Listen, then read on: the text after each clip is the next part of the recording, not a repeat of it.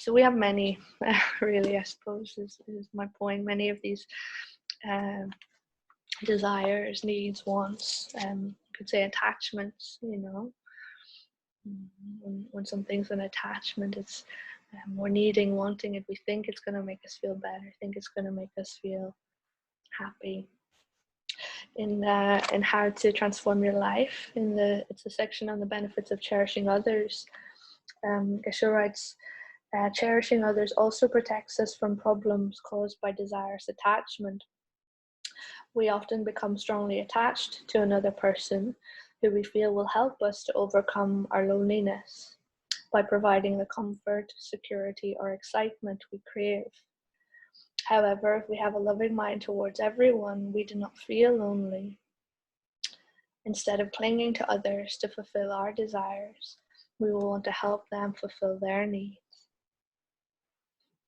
So if we just focus in on this one sentence, you know, we often become strongly attached to another person, and maybe sometimes one person in particular, but maybe just this sense of needing other people, you know, wanting them to fulfill our needs, you know, to help me overcome my loneliness, providing me with comfort, with security, with excitement that we crave, that, you know, we're using them to like feed our own attachments. So I suppose what we're looking at here is within the experience of loneliness, just examining and checking, you know, and trying to see clearly what really is this, and maybe sometimes we'll be able to diagnose an attachment within our mind, some type of attachment arising, and just shining the light of our awareness on it is in itself very beneficial. It can help like reduce the power of it. When it's like unseen, we're unaware of it. It's like it holds more power in our unconscious, whereas when we bring it into our consciousness, we see that that's what that is actually,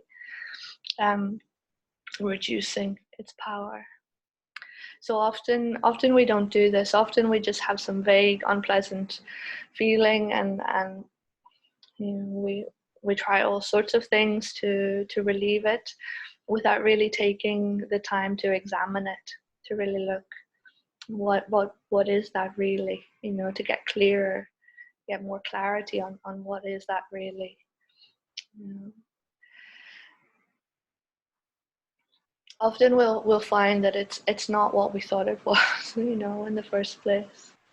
You know, we put this term loneliness on these feelings, but you know, maybe, as I said, it's one of these attachments arising. Recently, I had this feeling coming up. I'm like isolating, alone, if that's what you call it, and so yeah, I had this thought. Oh, I think I might be a little bit lonely, and yeah, I wasn't in the best frame of mind. You know, a little bit negative, some negativity coming, and having this thought, I think I might be lonely. And when I examined my mind, perhaps was correct, but I was also very much in I wish people would stay away from me mindset, you know. In particular, a couple of my neighbors, I was very much getting a little bit irritated, and very much in a, I wish they'd stay away, you know. What's all this about? This knocking on my door unexpectedly kind of scenario. So what I was actually experiencing was something that I do suffer from, attachment to quiet and privacy, and you know, not having my door knocked on unexpectedly.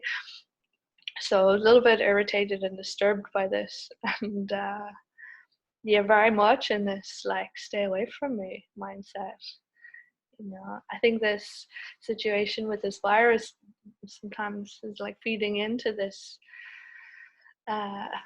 mindset as well, isn't it? This really getting quite tight about anybody coming close. It's a strong stay away from me mindset kind of coming up. So in that instance,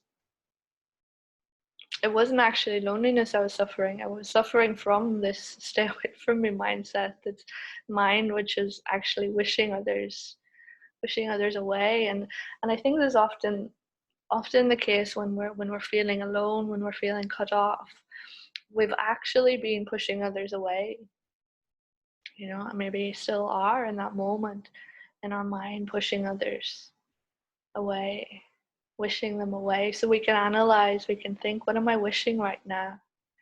Am I wishing them away, And what's the resultant experience of that? We want to be left alone, and then we're unhappy with the resultant experience of being alone. I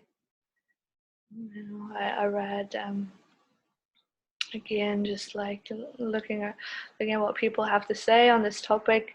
Stephen Fry was writing about his experiences of depression, and he was describing this paradox of, I don't want to be alone, but I want to be left alone. I think this is common. So it's like we want to be left alone. We're wishing others away, in fact, and then when we are left alone, when we have the resultant experience, we're unhappy with that. We're unhappy with the result that we've ourselves just created. So perhaps you can identify with this, and I think, as I said, really helpful to get increasing clarity on what these issues really are for us coming up, and not just blanket statement, kind of the whole thing, and that's what it is. That's what it, really taking the time to do that inner analysis, that work with our mind, that observation of our own mind in the moment, not assuming that what we're experiencing now was what we're experiencing a year ago, because our mind's always changing and evolving, especially if we're practicing Dharma. Our mind's evolving, so maybe something new coming up for us that we need to just observe and check. Maybe the levels of these experiences becoming more subtle, as our mind evolves. So maybe needing even more just honest observation and analysis to see clearly, as delusions that were once very maybe strong and obvious now becoming more subtle but still present, so needing that care and attention to see them.